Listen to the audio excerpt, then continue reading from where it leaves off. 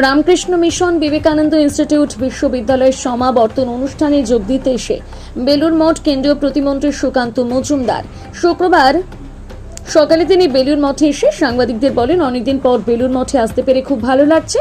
আজকে বিশ্ববিদ্যালয়ের কনভোকেশন অনুষ্ঠান রয়েছে, সেখানে এসেছি। রামকৃষ্ণ মিশন দ্বারা পরিচালিত এই বিশ্ববিদ্যালয় ভারতবর্ষের অন্যান্য বিশ্ববিদ্যালয়গুলির মধ্যে অন্যতম জ্যোতিষ্ক হয়ে রয়েছে। আজ 4 জানুয়ারি স্বামী বিবেকানন্দের তিরোধান দিবস। এরকম একটি মহান দিনে এখানে আসতে পেরে নিজেকে ধন্য বলে মনে করছি।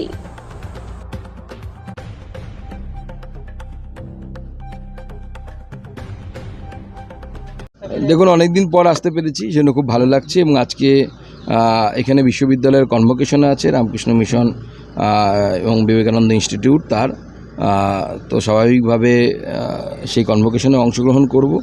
এবং এই বিশ্ববিদ্যালয় যা এই রামকৃষ্ণ মিশন এবং মঠ দ্বারা পরিচালিত, তা বর্তমানে ভারতবর্ষের শিক্ষা ব্যবস্থার অন্যতম একটি উজ্জ্বল স্তম্ভ ও উজ্জ্বল একটি জ্যোতিষ্ক রূপে উঠে আসছে ধীরে ধীরে।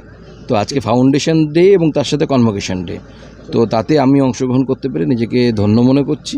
এবং তার সাথে সাথে উপরই পাওনা হচ্ছে মা, স্বামীজি এবং রামকৃষ্ণ পরমহংসদেবের আশীর্বাদ। সুকান্ত, আজকে একটি বিশেষ দিনও বটে। আজকের দিনেই স্বামীজি তিরোধান পালন করেছে। তো আজকের দিনের একটা গুরুত্ব রয়েছে। না, সে তো অবশ্যই। আজকে সেই দিন যেদিন স্বামী বিবেকানন্দ তার ব্রহ্মপ্রাপ্তি হয়েছিল, তো স্বাভাবিকভাবেই সেই দিনটার একটি বিশেষ গুরুত্ব আছে। তার সাথে সাথে বিশ্ববিদ্যালয়ের কনভোকেশন সেই দিনেই এবং প্রতিষ্ঠা দিবস এই দিনেই রাখা হয়েছে, সেইটা মঠ এবং মিশনের তরফ থেকে। তো সেই বিশেষ দিনে এই মন্দিরে আসা মানে একটা বিশেষ সান্নিধ্য লাভ, বিশেষ আশীর্বাদ লাভ। তো আমার বিশ্বাস এর ফলে আমাদের সকলের মঙ্গল হবে। ভোট একত্রিত হলে বিজেপিকে ভোট দিলে বিজেপির লাভ, এই কথাই বিরোধী দলনেতা বলেছেন। আর আমাদের নীতি সবার সাথ, সবার বিকাশ, সবার বিশ্বাস, সবার প্রয়াস, এটা মোদিজির ঘোষিত নীতি। সেই নীতির কথা আমাদের রাজ্য সভাপতি বলেছেন, সেই নীতি আমিও আগে বলেছি, এটাই আমাদের নীতি। কিন্তু কেউ যদি আমাদেরকে ভোট না দেয়, আপনি কি করতে পারেন? জোর করে তো ভোট নিতে পারেন না, সেটা তো তৃণমূল কংগ্রেসের কাজ, আমরা করি না। আমরা আমাদের নীতির কথা বলবো, আদর্শের কথা বলবো। আমরা কারো অ্যাপিজমেন্ট করব না, আমরা সবার ডেভেলপমেন্ট করব। বিজেপি হিন্দু মুসলমান এই ভাগাভাগিতেই বিশ্বাস করে না। বিজেপির যে পঞ্চনিষ্ঠা, সেই পঞ্চনিষ্ঠার মধ্যে একটি নিষ্ঠা হচ্ছে সর্বধর্ম সমভাব।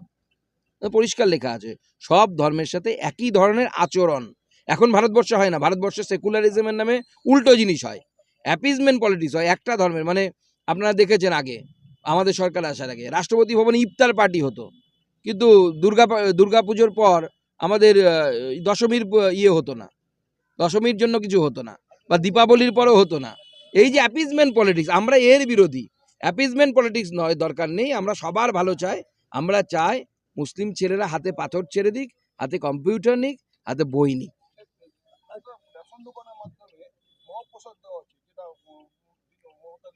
দেখুন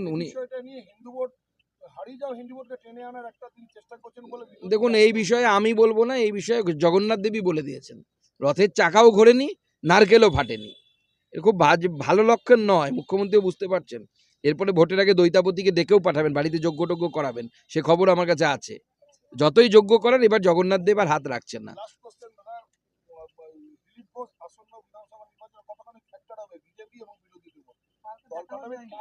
সে তো দেখুন দেখুন, আমিও জ্যোতিষী নই, আপনিও জ্যোতিষী নই, তো ভবিষ্যতে কি হবে সেটা নিয়ে এখনই স্পেকুলেশন করে কি লাভ? দিলীপ ঘোষ আমাদের পার্টির নেতা, এ বিষয়ে কোনো সন্দেহ নেই। পার্টি সিদ্ধান্ত নেবে, এবং যেহেতু উনি সর্বভারতীয় স্তরে লাস্ট পদে ছিলেন, ওনার ব্যাপারে সিদ্ধান্ত নেওয়ার অধিকার রাজ্য বিজেপির নেই। ওনার বিষয়ে যা সিদ্ধান্ত নেবার আমাদের রাষ্ট্রীয় স্তরে, অর্থাৎ ন্যাশনাল প্রেসিডেন্ট এবং অন্যান্যরা নেবেন। ক্লিয়ার? ধন্যবাদ।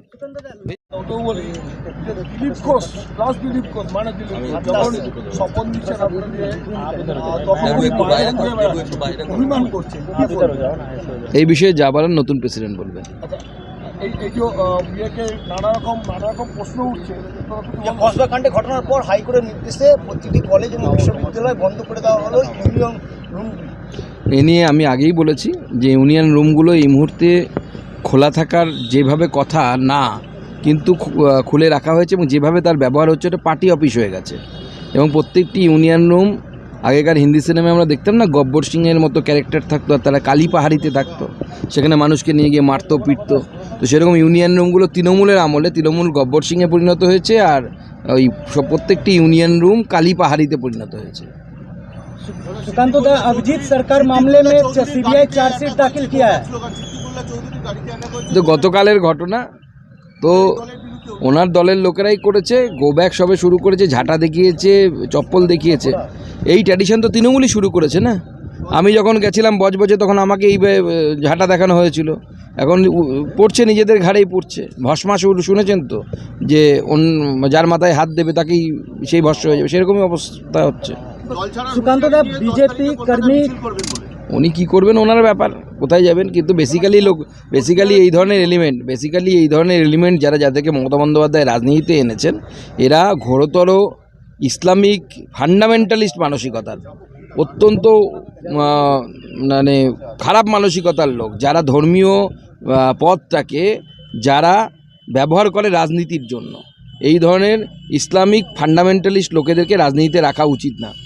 কোচবিহারে গুলিবিদ্ধ শাসক দলের নেতা রাজু দে প্রাণ কাঁধে গুলিয়ে ভর্তি হাসপাতালে, বিজেপির বিরুদ্ধে হামলার অভিযোগ। তৃণমূল ঘটনার পিছনে শাসক দলের গোষ্ঠীদ্বন্দ্ব পাল্টা বিজেপি। না, শাসক দলের গোষ্ঠী কন্দলই হবে। বিজেপিকে মেরে কুচবিহারে কিচ্ছু রাখেনি। আমাদের নিশীথ প্রামাণিককে এবার জোর করে হারানো হয়েছে, এবং নিশীথ প্রামাণিক হারার পর ওখানে উদয়ন গুহ নামে একটা সার্টিফাইড গুন্ডা আছে, তার অত্যাচারে ওখানে বিজেপির কর্মীদের মেরে ধরে তাদের বাড়ি ঘর ভেঙে তার বাড়ির মহিলাদের সাথে নানা রকমের মানে বাজে ব্যবহার করে এমন অবস্থা করেছে ওখানে বিজেপির ক্ষমতা নেই যে ওদেরকে মারবে। তৃণমূল নেতা দাদাগিরি এতটাই বেড়েছে, নদিয়াতে একটি আইসিডিএস সেন্টারে তালা ঝুলিয়ে দিয়েছে, ছোট ছোট শিশুদের মিড ডে মিলের রান্না বন্ধ। না, সে তো শুধু মিড ডে মিল বন্ধ করছে, তালা ঝোলাচ্ছে নয়, প্রিন্সিপালকে মেরেছে গভর্নমেন্ট কলেজের। দেখুন, প্রিন্সিপালকে ধরে পেটাচ্ছে, একে ধরে পেটাচ্ছে, তাকে ধরে পেটাচ্ছে। এটা তো মানে তালিবানি শাসন কায়েম করার জন্য চেষ্টা করছে এখানে। প্রতিটা কলেজে কলেজে ইউনিয়ন রুম হয়ে গেছে, এটা হয়ে গেছে। চলো। सुकांत दा, हिंदी। सुकांत दा, अभिजीत सरकार जो बीजेपी कर्मी थे 2021 में खून हुआ था, सीबीआई इस मामले में चार्जशीट दाखिल किया है। नहीं, चार्जशीट दाखिल किया है, और चार्जशीट में तृणमूल कांग्रेस के एमएलए, काउंसिलर, पुलिस ऑफिसर को भी नाम है, विधायक भी है। विधायक परेश पाल का भी नाम है, और बाकी वहाँ पे जो काउंसिलर है उनके नाम है, और पुलिस सबसे इम्पोर्टेंट, मोस्ट इम्पोर्टेंट, पुलिस जो वहाँ पे चार्ज में था उनका नाम आया है। अब आया ऊंट पहाड़ के नीचे। अब समझ में आएगा कि भारत में कानून है, कॉन्स्टिट्यूशन है, इन सबको जवाब देना पड़ेगा कि पुलिस ने उस समय क्यों व्यवस्था नहीं ली, परेश पाल के कहने से नहीं ली, किस लिए नहीं ली। और परेश पाल जैसे लोग जो समझते हैं कि बीजेपी के कार्यकर्ताओं को मारेंगे और बच जाएंगे, बचेंगे नहीं, बाकी जिंदगी जेल के अंदर बिताना पड़ेगा। परेश पाल अभी भी फरार है, और जो अभिजीत सरकार है उनके भाई को धमकी दिया जा रहा है। नहीं, वो तो फरार ही रहेगा ना। अभी फरार नहीं रहेगा तो उसको तो जेल जाना पड़ेगा। अभी बेल के लिए कोशिश करेंगे। अभिजीत सरकार के भाई को धमकी दिया जा रहा है। সংখ্যালঘু সম্প্রদায়ের সম্বন্ধে যে অবস্থান বদল, না। কারণ গতকাল নেতাজি ইন্দোরে যে বক্তব্য দিয়েছিলেন বিরোধী দল নেতা, তিনি বলেছিলেন হিন্দু ভোট একত্রিত করতে, এবং নতুন যে রাজ্য সভাপতি তিনি বলেছেন, শ্রমিকবাবু বলেছেন যে সবাইকে নিয়ে চলতে হবে। দেখুন, স্ট্যান্ড বদলান। বিজেপি বলে দিই, তথাগতবাবু টুইট করেছেন হপিং এগেইনস্ট হপিং, এই মতবাদ পাল্টানোর কথা বলেছেন, কি বলবেন? দেখুন, বিজেপি স্ট্যান্ড প্রথম থেকেই ক্লিয়ার, কোনো কনফিউশন নেই। হিন্দু ভোট এক করার সাথে কারো বিরোধিতার বিষয় নেই। হিন্দুরা একত্রিত হওয়া মানে কি বিরোধিতা হওয়া, কারো বিরোধিতা করা নাকি? হিন্দু ভোট যদি একত্রিত হয় তাহলে বিজেপির লাভ হবে। তো হিন্দু